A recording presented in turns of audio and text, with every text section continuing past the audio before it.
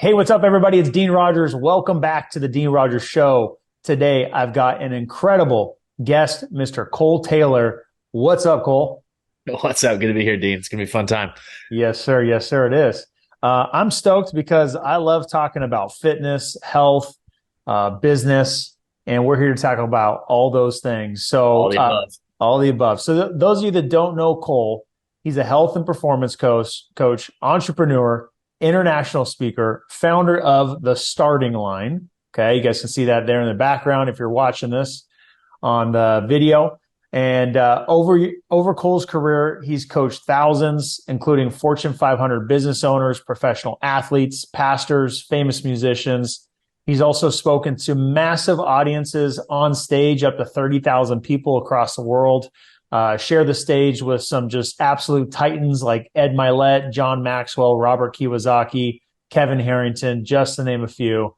And feels like you're just getting started, man. You're a man on a mission. And your mission is to inspire and empower people to step into the more they were created for. Boy, do I love that. That gets me fired up. So My team says, I think my team wrote that. They say nice things about me. they do. Yeah. They get you feeling good.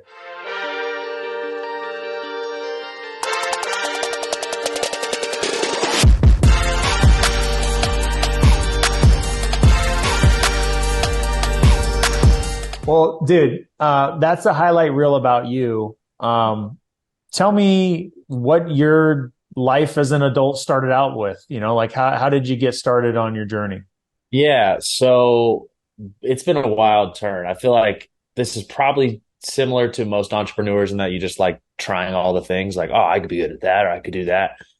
You see an opportunity and you pursue it and chase it and decide if it sticks for you. I was never the kid who, from the very beginning of life, was like, oh, I want to be a doctor, and that's my whole vision. And didn't have an idea. I just knew I loved sports. I knew I wanted to make an impact on people. I liked music, and so kind of a wandering journey. But I started off from college, so I played Division I football and went straight from football and getting my business degree into full-time occupational ministry. And so I was a pastor, and it's kind of a big shift there. But I grew up in a family of pastors. That was kind of the pinnacle for me of what it looked like to make an impact on people and to accomplish Yeah. something with your life, is to be the guy on stage serving and helping people. And I loved it, honestly. It's extremely fulfilling. That was a really cool season for me.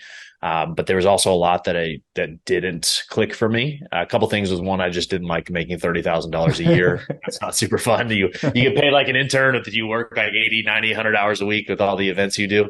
Yeah. That wasn't a fun thing. But then also there's just other areas that I wanted to talk about, things that I was passionate about that I didn't really have the space for, whether it was, business or, the fitness that I had the passion for, or, even just practical conversations where, as a pastor, that, let's use health, for example. A guy would come to me like, man, I don't feel good. Like, I'm anxious all the time. I'm not happy with my life. And, what you're supposed to say is, hey, like, if you prayed about it, like, what's God's word saying? And I don't think there's anything wrong with that. I think there's a place for that too. But what I really wanted to say is, like, dude, the reason you feel like trash is because you eat like junk. You don't move your body. You don't sleep. Like, there's nothing to pray about. Like, just change your actions. And Yeah. I oversimplify that, but there's a lot of me that I just wanted to have that conversation with people. Just like, let's just be real. Like, I'm going to pray for you too, but in the Bible I read, it says faith without works is dead. So you can believe all you want, but if you don't do anything about it, nothing's going to change. And so I got to this place of like, hey, there's more that I want to do. I want to make more money. I want to make an impact in a different way. And then also, like, I want to be able to build something, because at the place I was at in the church, I was not the head pastor. I was a campus worship pastor and, executive pastor over music. And I, got to oversee kind of the production side of things, but there was really no trajectory of growth. It wasn't like I'm trying to build the church to a bigger level, or I'm going to go start my own. I didn't have any desire for that. So it was kind of like, you just keep this thing healthy and keep it going. It's doing a good job, Cole. And I'm like, but I want to build something else. And they're like, no, you just keep it healthy. And so I got to this place of like, you know what? I want to go do something different. So stepped out of the church as a occupation. And I still, very heavily involved in my church. And I see what I do now as a ministry, which is really cool. But went back and got my master's in business. And while I was doing that, started this health company. And now we've been able to serve thousands of people. And it's kind of been a wild ride to where I get to talk about all the stuff that I care about, which is growth in every area of your life, starting with you as a person and your health. But it actually gives me more access to serve people in their faith or, whatever areas they want to grow in now too, just because I've built these relationships. So it's kind of the journey to get to here. Yeah, that's cool. So you're living life as a pastor, right? Yep.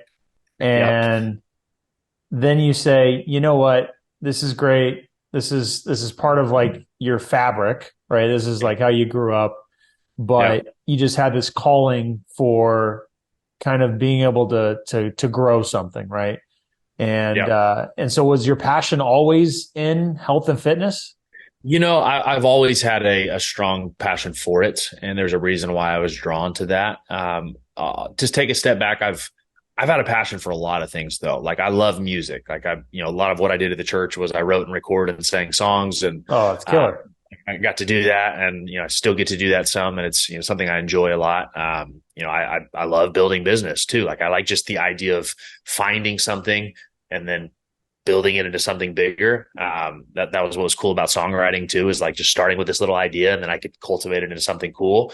And so I like starting and creating things. But the health to me has always had just like a really special place that kind of a more than the others. Like I've always loved business and money and all, sports and all these things, but health specifically for a couple of reasons. One is just the sports background is like, that was just a big part of my life is, Yeah. you eat, breathe, and sleep your craft, which is I got to take care of my body. Otherwise it doesn't perform. And so whether it's from coaches or nutritionists you have on the team, or just your own research is, what can I do with my nutrition and my sleep and my recovery and my training to just better myself? And a lot about that, probably, even more on the athletic side than I do, because you went further than I did. But I fell in love with it on that because it's a big part of my life. But, a lot of my story too is I've lost every single one of my family members except one from health related complications. And Wow. so for me, health is something that's caused major like tidal waves in my life and pain and grief and suffering. And it's something that is, a major focus for me. So there's passion for it on the good side of like, I love the sports and I love, shaping your body, but then also I've gone through a ton of pain because of others not taking care of their health. I lost my dad of a heart attack. His dad passed of a heart attack. His brother passed of a heart attack. All the men on my mom's side of the family as well passed of heart failure, or had a heart attack at least, if that wasn't the thing that killed him. My mom passed away at a young age too. And so I have one uncle left as the only blood relative that I know, Wow. all because of some sort of health complication, most of them cardiovascular disease. And so for me, it's not just a passion from like, oh, I love health and it's cool to have abs and biceps and I like performance, but it's also driven by pain of, and I don't want to put my family through what I've gone through. I don't want my kids to go through that. I don't want others to go through that either. And I want to be able to use my story and my passion and my, giftings that I've been given to communicate and to cast vision about health and this knowledge that I have to stop others from going through that pain too. And so that's kind of why health has really stood out above the others is, one from the sports background, it was kind of my life, but two, it just, that was really what shaped me as a man. Yeah. Yeah, it's huge. I think we're we're in a great time in history too, as health being more of the focal point. Yeah. And you see it with, all of the gyms that there are, all of the fitness and health programs. Do you feel like that was also kind of a shift in focus that helped you kind of go that direction too? Yeah, I think it was kind of a perfect storm. To give a little context, as I was still working in the church, I learned a lot of this as kind of like a part-time side thing to supplement the $30,000. Yeah. As I got certified as a personal trainer and started kind of coaching people. I started doing sales and coaching for another online fitness company. And I learned like, man, there's a lot of impact being made just in a virtual capacity of people that like would never have to go like train in a gym, and actually they're getting better results because we're focusing on nutrition. And so this started really settling in on me. Maybe there's a way that I could make an impact in other ways. And I started to do that. And then what happened is when 2020 hit with COVID and all the gyms shutting down, that's right when I pivoted from working for other people and I was going back to get my master's, and I started myself. And it was like this wide open time of all gyms are shut down. The only place you can get coaching is virtual. And I like launched my business at the perfect time, and things like just took off because everyone's looking for something at that point. So definitely the timing was definitely there of, people are passionate about health, but then there's also no options. Yeah, that's cool. So one of the things that, how we met was actually at a real estate event. Yep. And it was like a closed room, mastermind at a mansion mastermind type of deal. And, instantly I was like, this dude's cool. This guy's got some great energy. Testosterone is flowing through that body. I'm like, this is an athlete right here. I know an athlete when I see one. Always like to be around athletes. So, what made you find real estate? And now I see you at a lot of different real estate events, speaking on stage, sure. Networking and masterminding with people. As part of your strategy, how did you wind up around the real estate space? I think some of it was intentional. Some of it was honestly just you stumble into it. First off, my adopted family, I don't really ever look at it like that. Like my adopted mom and sisters and brothers-in-law, like I see them the same way as I would blood. Like it doesn't even register in my brain that they're not my actual like blood relatives. But what would be my adopted mom? But my mom, she was in real estate all growing up. My grandpa, my actual biological grandpa, who ended up passing away, but he had run a real estate, not investment, but realtor brokerage. And then my mom, ended up taking it over as he passed. And then my sister was a realtor as well. And so although not in the investing space, like that language is just around a lot. And, she actually fixed and flipped a bunch of houses too, just kind of on the side. And so, I kind of, subconsciously had that in my, back pocket of understanding of just, seeing it growing up and understanding the language. And so I think that was a little bit there of a programming as I just understand how to speak that a little bit, at least the generic language. So that was there, but then also, as I was getting started with this health coaching business, the type of coaching that we do is very hands-on. It's very, not just like get abs and biceps, but it's performance and longevity, and even really into biohacking with all the testing that we do and the doctors that we use. And that lends itself more to a entrepreneur type person, someone that's willing to see their health as an ROI. Like, hey, if I put money into this machine and I could perform better, that's actually a business investment or an investment into my life getting better, rather than, some people just can't afford to make that investment or don't have that focus or that mentality. And so as we were getting started, entrepreneurs and, high level professionals kind of became the people that were drawn most to that style of coaching. And the people I got originally connected to ran some big real estate masterminds. And one of the first guys that I helped whenever we started this model of our business ran an event called Think Realty. He ran another one called American Association of Private Lenders, and then a bunch of other masterminds he was connected with. And he got incredible results. It was just like, Cole, let me connect you with all these guys. I love what you're doing. And so that's how I got connected to like Gary Harper from him. And I got connected to Eric Brewer from, those guys. And so it really kind of snowballed as like helped one guy who is all very connected in real estate. And he has a big portfolio as well.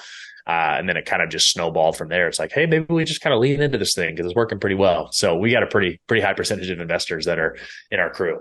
Yeah, no doubt about it. Now, do you, I know you work with, people all over the nation, all sorts of different backgrounds. I know I've seen a lot of your like before and after photos and transformations and stuff like that. And it's people of all walks of different life. Yeah. Who do you feel is the normal person that comes to you? Is it all over the spectrum, or is it a certain type of person that seeks out help? Or so I'll give you who we kind of focus on. We do help a lot of different types of people because we have multiple different types of product offerings. There's front end offers that are very inexpensive that really, a $25 thing that's a monthly subscription that most anybody can afford. Like that lends itself to anybody and everybody would get help. We don't market that as much. That's just more of kind of a click and buy on our site. The types of people that we're trying to get in front of are, and it's what really ended up as being a majority of our community, are entrepreneurs and executives that, are traveling a good amount or life is just super busy. And so time is short, but their ability to make an impact on the world around them is very high. And so they want to leverage someone else to do stuff for them I say that in that, like, we have a concierge service that really handles most of everything for our clients. Like, we send them the food, send them the supplements, book all their testing. We tell them really exactly what to do and send it for them. And so that lends itself to someone that's, very short on time, but high leverage activities. And so we really target entrepreneurs. I would say majority of our audience is males, just because me and my business partner are both men, and having that masculine drive, it kind of lends itself to that. But we also have a bunch of spouses that come along, and so there's maybe 25% of our community is women. But I would say if I had to nail it down, it's usually like 45 to 55 man, that runs a business, that travels consistently, but is also married with kids, would be like our kind of target avatar. However, we've helped thousands of people. And so it's not always within that bucket, but that's kind of where our marketing language goes. Yeah. Makes sense. So I'm curious then, as you're working with a lot of the high level business entrepreneurs, executives, how much does that business success and their health correlate with one another? How do those line up? Yeah. What do you see from your perspective? Yeah, I see it a lot. I think there's a ton of different ways that you can look at it. One is that you're the foundation of your business. And this is a big message that I preach. And so as business owners, like, we are the foundation, or like our business holds a mirror up to us. If we're healthy, if we're consistent, if we're, doing what we need to do, the business reflects that. Like, the business becomes healthy, the business becomes more consistent. Like, if we get shiny object syndrome and try 47 things, the business will reflect that. The same thing. And if we're leading our teams, if I show up with, clarity and strong vision, and, I lead well, the business grows. And so it's like, I'm kind of the catalyst of what this business is. And so if I'm not healthy and I'm not consistent, then my business will not be that. And so, people try to put these health and business into different buckets, but I think they're all like one and the same. Is like, your body can be a weapon for you for business, or it can be an anchor that I have to drag along to still get things accomplished despite that. And so that's the biggest thing we see is, really showing the guys that we work with that, hey, your body can actually be a tool. If you have more energy, you have more mental clarity, this actually will allow you to grow your business instead of holding you back. But I also believe, like, the discipline that you put in your body will translate into that. I don't fully believe how you do one thing is how you do everything. I think there's some caveats to that, but I think all of those things bleed together. And if I'm consistent in one area, it usually lends itself to consistency in the others. But if I'm half-assing really my health, there's layers of my commitment that will bleed over into that other area as well. And so I think it all translates, and it all, like, you can't live life in silos. Everything coordinates together. And so if I can show up for myself more, the business tends to grow. I'm curious, what are your thoughts on the fat, successful entrepreneur? The one who's just got the beer belly, right? It's pudging out. They're the ones that make all the standard extra large or large shirts look like flags whenever I try them on at Macy's or Nordstrom's. I'm like, why is there so much extra fabric in the waist? Who is this for? You know? Well, so I think, like, so often, I'm different in that, a lot of fitness guys are extremely judgmental towards that, where it's like, man, you just have zero discipline and you, like, can't stay consistent. Like, I don't think that's truly the case. I just don't think they see the value or the importance in it. I don't think that it's like by any means a requirement for you to be in shape to make great money and run a great business and be a great leader. Like, that's not the case at all. I think there's definitely correlations. I think people judge you based off of your personal appearance. Like, I have a hard time trusting people that are extremely overweight with financial decisions or coaching me or doing deals, not because they're not an amazing person. It's just, there's a layer of lack of discipline or consistency in an area of their life. And I don't want that to bleed over into what we're doing. And there's a subconscious hesitation there. And I think that's the case for a lot of people, because 80-something% of communication is nonverbal. And so the way that I look at guys like that, and we've coached a lot of them, they've changed their life, is that, to me, they're leaving a lot on the table. Like, I look at it as like, you have all this success despite your body, instead of what could be possible if you were the healthiest, best version of you. Like, you're leaving a lot on the table. But also, like, your longevity is going to be very short-lived. Like, how long are you going to be able to run this business? Because, every couple percentage of body fat you gain, like, health issues dramatically increase. So I just look at those guys like that. I'm like, man, you're missing out on a lot. You could be doing a lot more. And two, like, I want to make sure you're around a long time. So you need to fix this. But three, like, just there's a confidence level that you carry when you're in shape that I'm like, dude, if you knew what it was like to be in great shape, like, and this is all the success that you've already found, like, can you imagine what would it look like if you walked into the room with your shoulders back and head held high and like not doing this like shirt pull, the jacket pull over your stomach because you're a little insecure, or constantly pulling the shirt off your stomach. Like that subconsciously plays into how you communicate and how you carry yourself. So I think they're just leaving a lot on the table, and there's so much more for them. Yeah, I love that perspective. It's not the thing that you must have to be No. successful, but if you can Mm-hmm. get that as a focus and you can be disciplined around it, it can help and benefit Sure. your business. So I love that. And it'll affect you long term. Like that's the biggest thing too, is like, how long do you want to run this race? Like you can have success like crazy right now, but who knows how, when this train comes crashing down with some sort of health complication. Like I want to make sure this is like, I don't just win once and have a good month or a good year. Like I want to build a dynasty in my life in every area. And that requires longevity too. You said it right there, man. Honestly, that is my biggest driver. That is like one of my foundational things as to why I choose to eat healthy, why I choose not to Yeah. drink, why I choose, like, I'm not saying there's wrong or someone's better than another person. For me, my focus and my mission, my goal is to live as long as I possibly can, and during that time be as healthy as possible.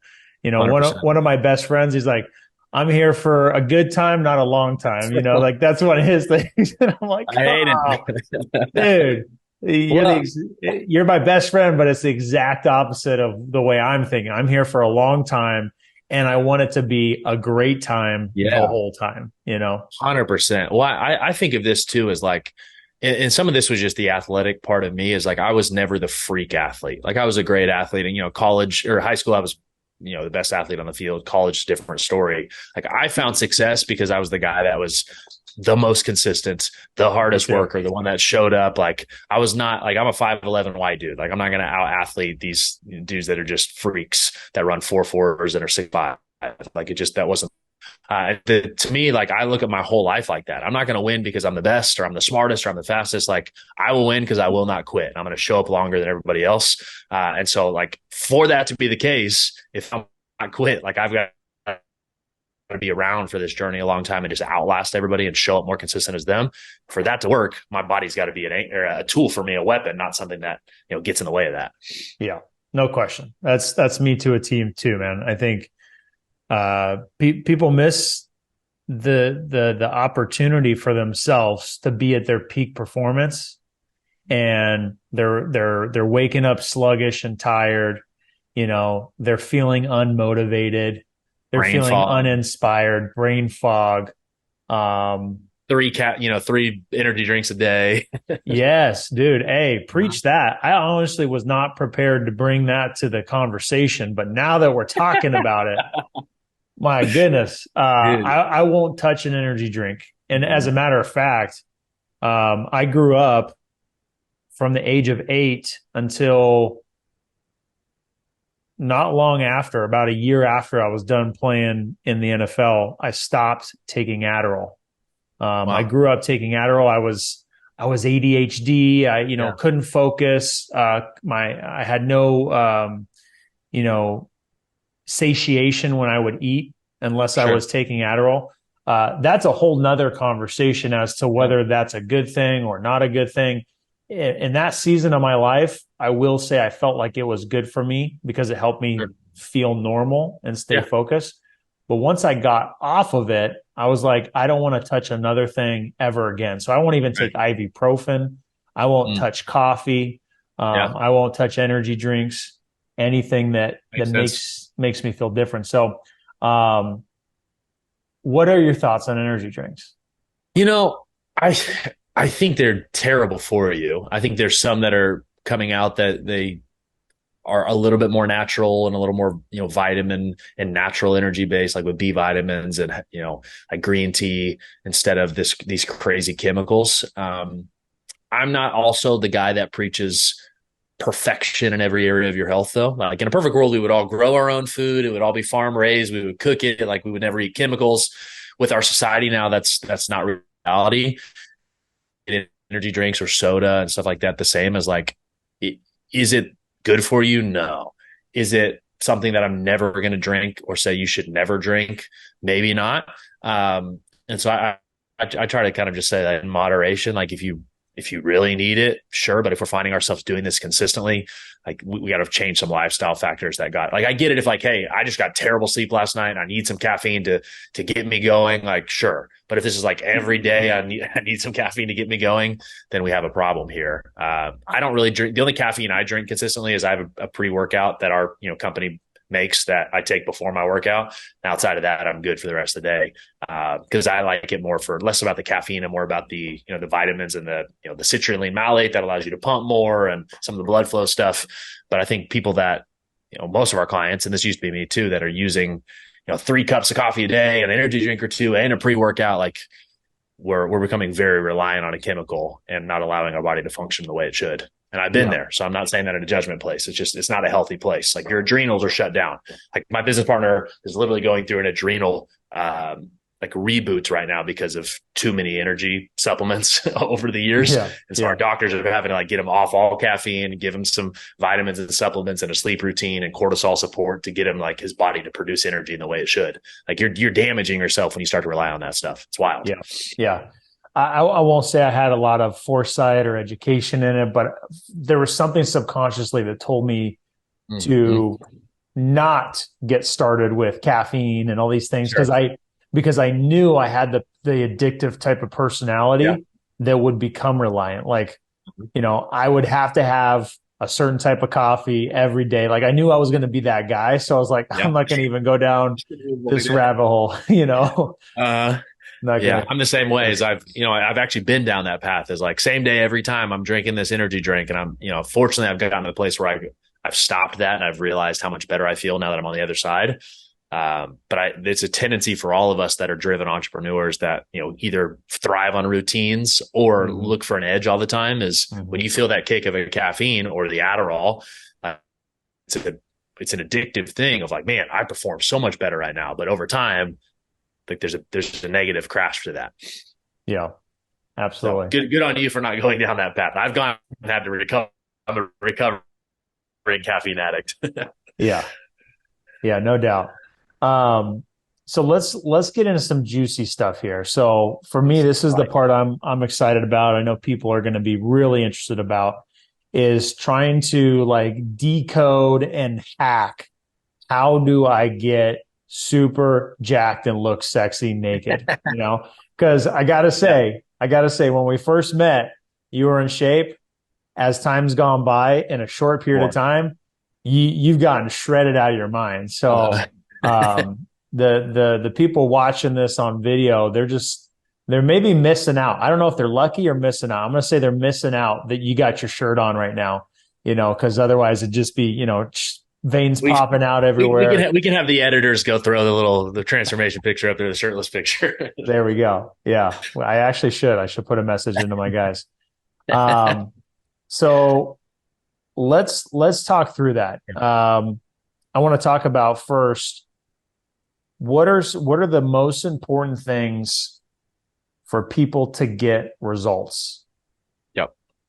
Let's start and take a step back first before I get practical. I think this is the most important thing that people need to understand if they're going to get not just results once. Like I said earlier, like this has got to be a dynasty, but lasting results. Because here's the problem. Most people can gain and lose the 20 pounds over and over again. Like we've seen this over and over of, the people that are the pendulum of I lost it and then now I gained it back and I lost it. And the problem with that is and it's why I'm hesitant to dive straight into tactical first, is if I just give a strategy of here's how many calories you eat and here, go work out, but you don't actually become a different person, then it's not going to matter. I'm a firm believer that our identity shapes our actions or our beliefs shape behaviors. You do what you do because of what you think of you. So if I don't change this internal piece and start to believe something different about myself, then it doesn't matter what program you have. If you do 75 hard or whatever, you'll get to the end of it and you're like, oh man, I can go back to normal now. And that's why people gain it back is because they never actually internally changed. And so the biggest advice I can get to anyone over any practical thing is say, how do I just become a healthy person? Then the actions will just follow. Because if I see myself or I believe or I want to be a healthy person, then every decision I make is a vote towards that person. And it's a lens that I think through of, hey man, like if I'm healthy healthy, I probably should just eat something that feeds my body. And so even if it's not the perfect thing, you're going to choose something that's not greasy and nasty and sugary. Like your body kind of tells you in natural, like, man, this thing looks a little healthier. That's one step towards that direction. Or, hey, if I'm a healthy person, I probably should move my body, or I should probably get good sleep, or I should drink water. Like everyone knows the general basics of that is eat good food, rest your body, drink water, try to move. And that those can easily be changed if you decide to become a different person. So that's the first thing I always recommend is like, before you try to start a program, is ask yourself, like, how do I shift this internal thing and say, I'm a healthy person. This is who I am. Like, I got to visualize that. I got to speak it, whatever you got to do to get your mind in that area. There's a lot of things I could talk about, kind of reframing that identity. But if that identity doesn't change, the actions will never follow, because that'll always be the thermostat. So that's the first. But then the real key for people to getting, like, if we're just talking physical, like abs and biceps, not getting into kind of a lot of the performance and longevity stuff that we talk a lot, like it's 100% meals and movement. Like those are the only two like real factors that truly matter, over a short-term result. Is what am I putting in my body? How many calories, and what breaks up those calories, like protein, carbs, and fats? And then how much am I moving my body? And those will be like a balance of the two. Of when those integrate right at the certain numbers for your body type, then you'll get the results you want. And I could break down like how to do the math for that. But if people can just dial in consistency, even over like a 90-day period, if you can be consistent with the right calorie and protein level and the right amount of workouts for 90 days, you'll look like a different person. Like you saw my transformation over like a year period. Obviously that was with a lot more in-depth testing, and there's a lot of stuff that I can accelerate that stuff. But a majority of the progress was just from me eating the right foods for my body, the right calorie intake, and then training consistently. So that's, to me, those are the biggest foundations, is fixing the identity or the mindset piece. If you want to use, like, we have 4 M's that we use for our program, is the mindset piece. Like let's reframe this identity. Then it's meals and movement, is let's figure out what I'm putting in my body and then how to move consistently. And if you want to really accelerate that, we have what we call maximizers, which the testing can kind of tell you exactly what you need to skip through all the guessing and just tell you exactly what your body needs. But I think it's not as complicated as people think if we're just talking abs and biceps. It's like just eat the right amount of calories and protein, work out consistently, your body's going to change pretty rapidly. So you say abs and biceps. It makes me now think, what are the most important body parts to work on to make you look super jacked and sexy? I think it depends on who you ask. A lot of the thing you looked at as like jacked is really a proportional thing. And so, I'm not a bodybuilder. My business partner is definitely much more knowledgeable in that world, but a lot of what they preach is proportions. And if like you can get your shoulders broad and your waist small, like you look huge because of those proportional sizes. And so, broad shoulders and a big back and a big chest, like that kind of upper area is really what makes guys look big if we're talking about gaining size. And then, decreasing body fat, so your midsection looks smaller. I personally just love arms, just genetically I have bigger arms than anything else. And so that's helped me a lot. But I think anything in that like upper range of shoulders, chest, and back is really what shows size. It makes you look big and jacked, in quotes. Because I've seen guys with small, normal size arms, but have a big chest and shoulders, and they still proportionally look huge. Yeah. So I'm curious, going, a step back before the muscle groups, sure. The body parts, is what's more important if you were to weigh, importance levels. If you're going for the look, if you're wanting to look in shape, is it more important to work out, or is it more important what you eat?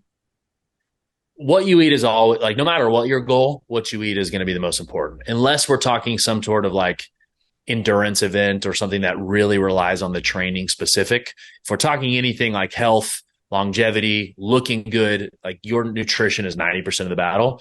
I say that as a caveat. Like I'm training for a 100-mile race in December, and I could eat incredible and still have nowhere near the ability to run 100 miles if I didn't train for it.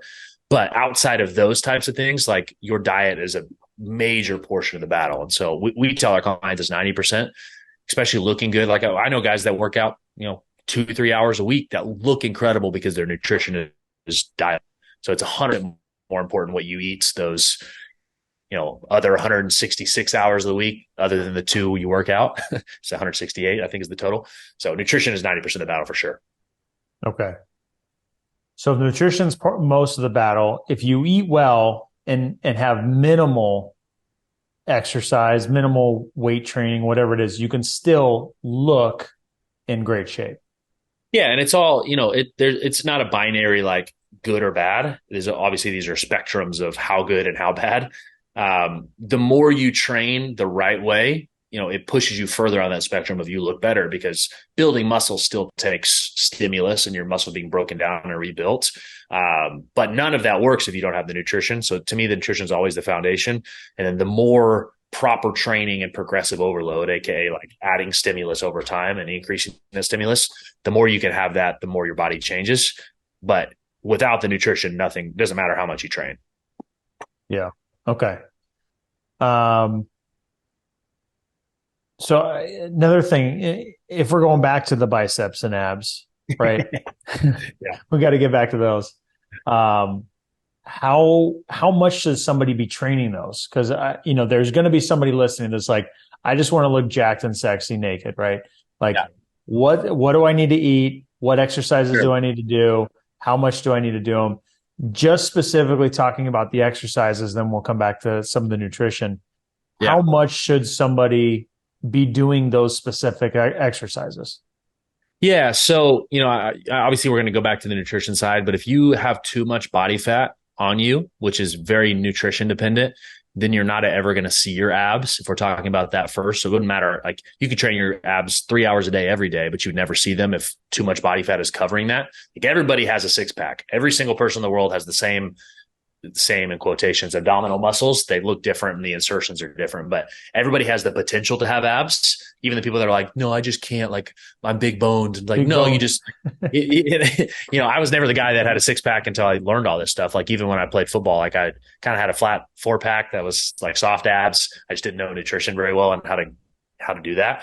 But we worked out 3 hours a day of some sort of fitness at least. Everyone has them, but if you don't lose the body fat, you'll never be able to see them. So that's the first thing that's important to understand. Abs, I think, is a different thing. Like abs you use in almost every single exercise you do, especially if it's a compound movement. So if you are doing some sort of squat, you're using your abs to stabilize. If you're lunging, you're using your abs to stabilize. If you're bench pressing, your core is staying tight. Like everything you're doing, if you're pushing heavy weight or moving in a, like outside of bicep curls against the wall, that's just one arm movement. Like everything else, you're using your core.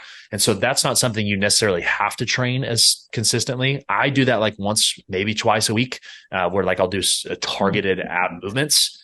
But you got to think about like every time I have a barbell on my back and I'm squatting, like I'm getting strong ab contraction. It's something that you're doing anyways. And I'm much more nutrition reliant. I would say that. So for other muscle groups, and you could throw abs in there too if you really want to shape them and grow them and build them, it's just a volume thing. Like the more that I can progressively add volume to the training that I'm doing on my biceps, the more they'll grow. And so, it's kind of this concept of progressive overload is I had to continue to add stimulus that breaks the muscle down. And then like it's basically like let's say I do 3 sets of 8 today. My muscles break down, they heal, they recover, they build back stronger. Well, tomorrow I got to give it a little bit more stimulus to re-break those down at the same level, because it's going to build back stronger. And every time I add that stimulus, I'm breaking it down a little more and has to build back a little stronger. And a stronger muscle becomes a bigger muscle because it has to be ready to take on the stimulus again. Just kind of break it down in just like generic terms. And so if I will continue to add that volume of each time I work out, I'm adding just a little bit more weight, like or one more rep, or maybe I slow down a little bit more, or I contract a little more, like something that adds more stimulus. Over time, the muscle will continue to grow if it has the nutritional fuel, if that makes sense. And so the key to, building your muscles outside of the nutrition side is continuing to add volume and extra resistance to those muscles. And so, again, it could be one extra rep the next time, could be one more set, could be a little bit longer time, like you go slower, could be, a pause, something that adds extra stimulus. Each time I do that, my muscles will grow as an adaptation.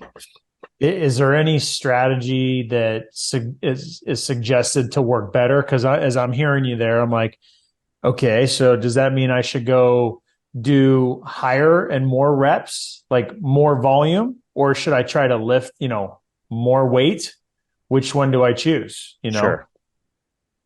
Yeah. So there's, we could talk hours about like periodization, like, concept of structuring your training programs around a specific goal and around growth. And, there needs to be time of rest and deload, but also times that max effort. Like there's a whole process and people have different methodologies, but from kind of the simplest form, I think the first off, I always want to choose something I can stay consistent with. And so that's kind of easy first answer is, do something that you can be consistent with. Don't worry as much about the perfection of the workout. But second, the optimal range for muscle growth is typically like an 8 to 15 range. You could really say 8 to 12 is kind of the hypertrophy in quotations range, which is muscle growth. Below 8, you're getting more into strength. Power lifters, athletic performance, that's more of an actual output versus a body composition thing. If you're going above 15, like the 15 to 20 plus, that's more muscular endurance. It's a different type of muscle fiber where it's not looking to grow and get thicker. It's getting to like be able to do over and over again and like build an endurance structure. So just different types of muscle fibers. So that the concept of hypertrophy or muscle growth is typically spoken in that like 8 to 12 range. And so most of the time, like when I'm doing bodybuilding style training, currently I'm in more of like an athletic performance because I'm training for these runs. But if I'm focusing on shaping my body, usually most of my sets are in between that 8 to 12 range. And so I will look to do somewhere between 8 to 12. And then the next week, I'm going to try to push it a little further. I'm going to try to either write down what I had last week and try to get another rep next time, or I'm going to add a little bit of weight and go next time. But that's typically the range that I stay most in. But there's value into adding strength. There's value into adding some endurance, or, ending your last set as like a drop set and doing, 20 to 30 reps or more just to force a bunch of blood in there. But in generalization, usually 8 to 12 is kind of the good range you're looking for. And then just slowly add weight each time. Okay. No, that's super helpful. That's kind of the answer I was hoping for, is to understand, like, it's not necessarily the weight. It's about the number of sets and the resistance you're getting through that. Right. And, totally. And then as it gets easier, then you start to add more weight. Right.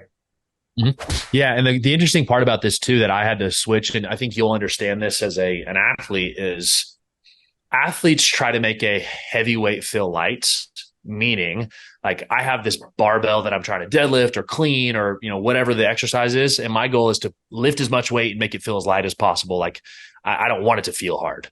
Like I'm not going to try to I'm not doing this deadlift to grow my glutes. I'm doing it to be explosive and try to get as much weight as possible. Like that's kind of the mentality, where a bodybuilder or someone, a normal you and me, that's just trying to not perform for an event anymore. It's just to shape our body.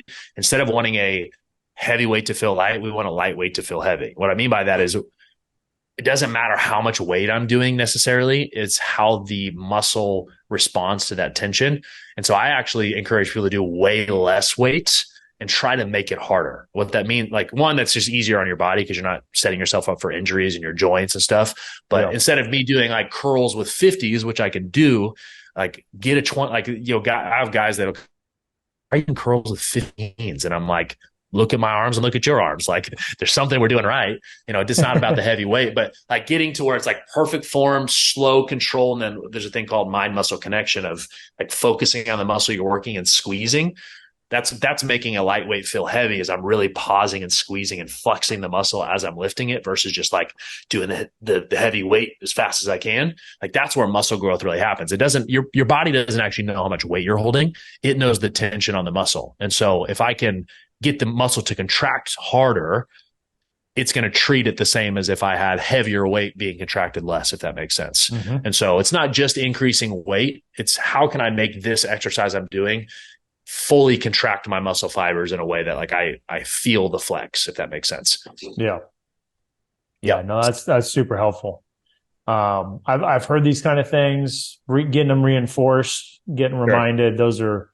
Those are helpful for me. So I know people listen to this, that'll be good. Now something that you kind of touched on this. A lot of people will yo-yo in their weight, Yep. right? People have probably heard the term yo-yo with their weight. How does somebody make sure that they stay consistent or that they're going to have lasting results? Yeah. How can someone make sure that they get lasting results? Yeah, I think it's the first thing I mentioned before of really focusing internal before you focus on a program. How do I shift my identity so I can make my program a byproduct of that, or the actions I take as a byproduct of, hey, I don't just want a 20-pound weight loss. I want to be a healthy person. I don't want to just, lose some fat. I want to be an athlete. Like there's an identity that comes along with that. And I think that's the first piece. But second is actually setting yourself up in a sustainable way of, hey, if I'm going to start doing this, let's set a standard instead of just a goal. Like I want to set, like, here's what I do on a daily basis. As a reflection of being a healthy person, here's what I do. Most people just say like, hey, I want to lose 20 pounds and here's how I get there. I'm going to eat this many calories and I'm going to work out XYZ number of times, but they're not setting themselves up for long-term success. Like 75 hard is a great example. You can lose weight really fast at 75 hard because you're not eating a cheat meal, you're working out twice a day, like you're dialed in. But will you keep doing that for the rest of your life? No. So what do you think is going to happen whenever you stop doing that? You're going to gain it back. Like you're not going to be able to maintain that. Same thing with keto. It's like, are you going to cut out carbs for the rest of your life?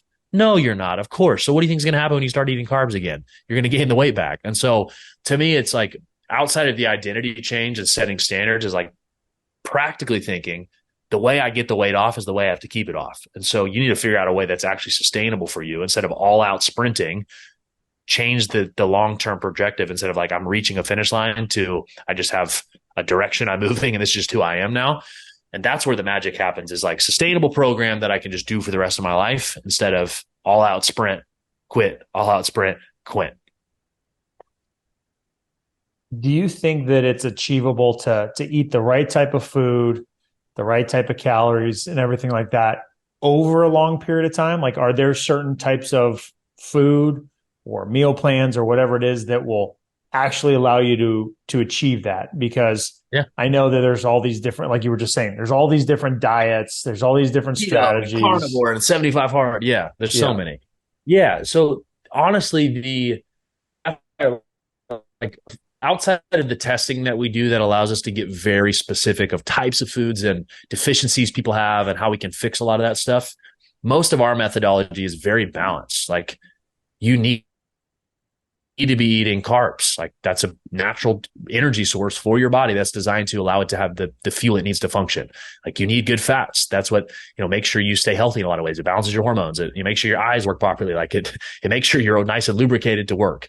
Protein, like that's what builds your muscles. Like we need the balance of all of that stuff. And so when people ask like, well, how do I like find a sustainable diet that actually gets me progress? It's like, it's finding a way to not be super strict, but just fit within a budget is essentially it. Like, how do I just eat foods that are still good and, overall semi-healthy, but within a budget that still allows me to have some balance? People often say the 80-20 rule is like 80% really clean, 20% enjoyable. I think that's a decent like strategy for most people. But when you start to recognize that it's not all about perfection, it's about just eating a certain quantity of foods and a certain type of foods, then it, it no longer becomes this like, I can never eat carbs again. It's like, no, you just need to eat a certain amount of carbs and it's probably better to eat certain types because they're better for your body. Or, oh, I have to eat carnivore, so I can't eat. No, like you should be eating other things besides meat. Like you need vegetables, you need micronutrients.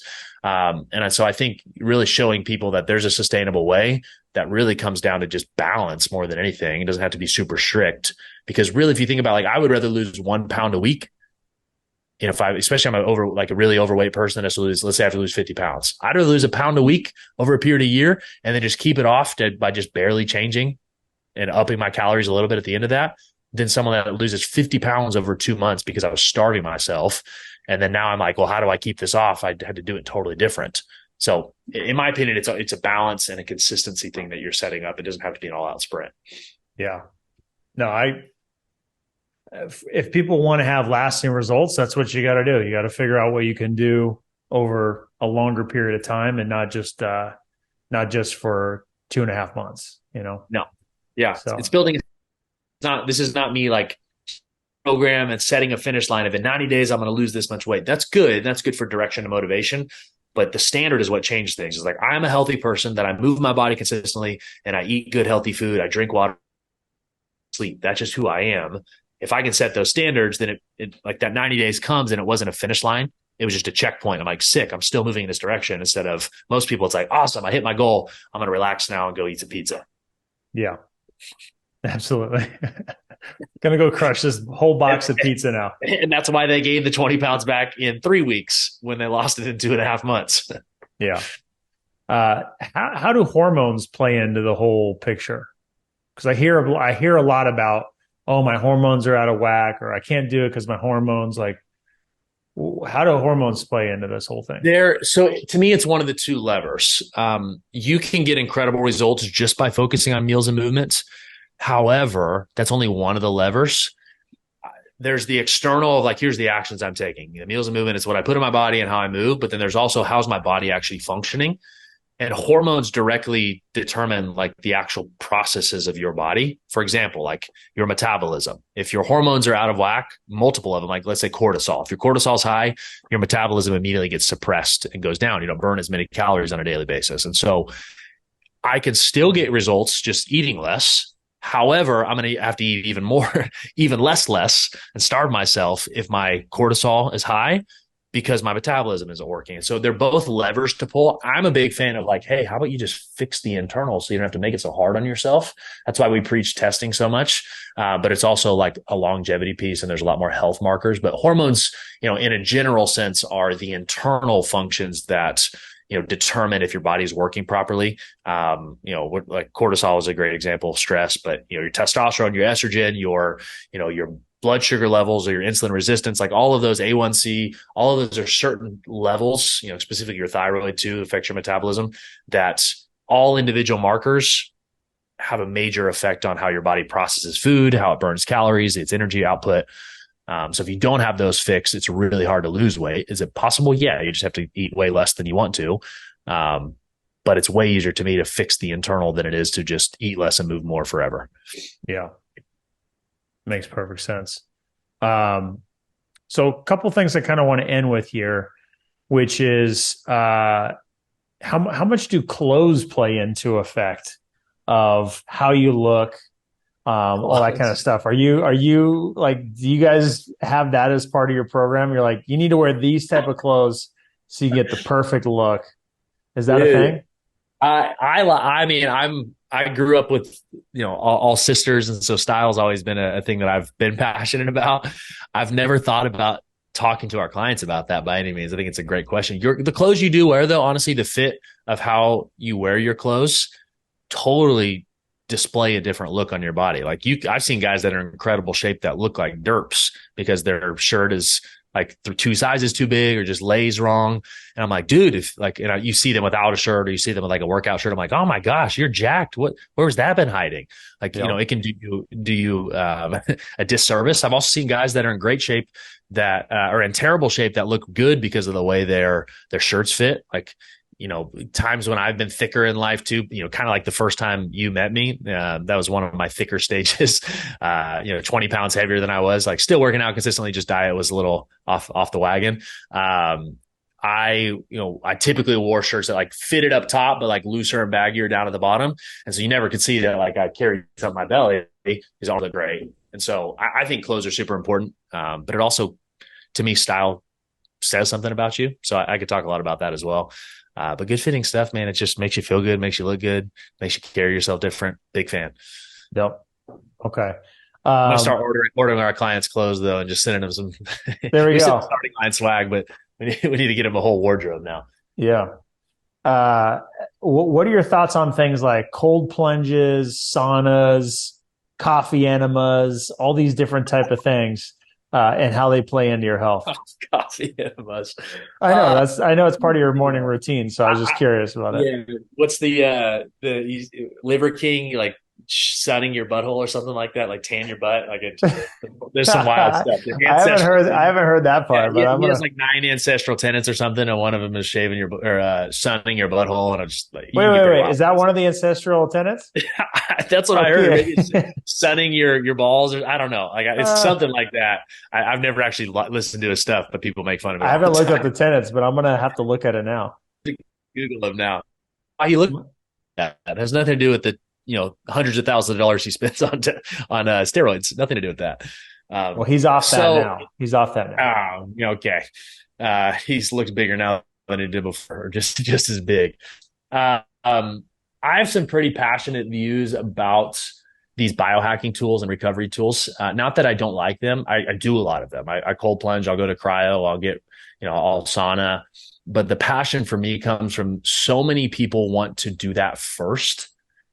Like they want to skip the foundations. Hey, I don't want to eat good. I don't want to move my body, but I'll buy a $5,000 cold plunge and a Right. $20,000 sauna and put it in my house. I'm like, bro, that's 2% maybe of your results. And if you can't get the 98% down, like you're wasting your time. And so I've made some pretty passionate content or, talk to people about like how much they're wasting their time and avoiding the hard work. It's like, do the foundational stuff first. Fix what you put in your mouth, fix how you move your body consistently, like fix the lifestyle things before you waste your money and time on all these things that aren't going to make a difference. If you don't like, if you eat like trash, I don't care how often you cold plunge, you're still going to feel like trash. Like that's a fact.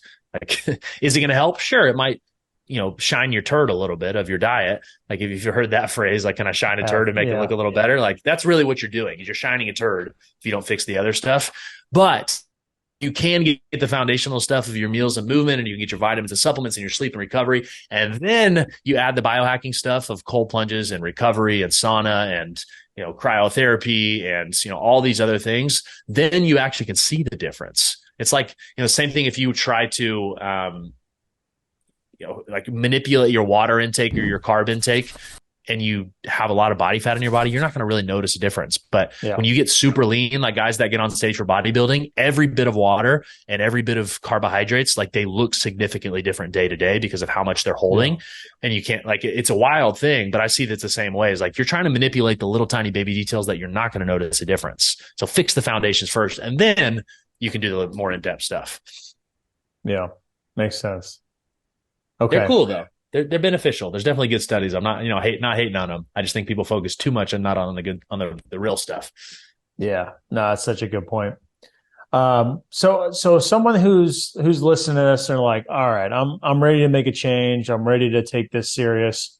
How do they reach out to you? How do they get started? Where do they start?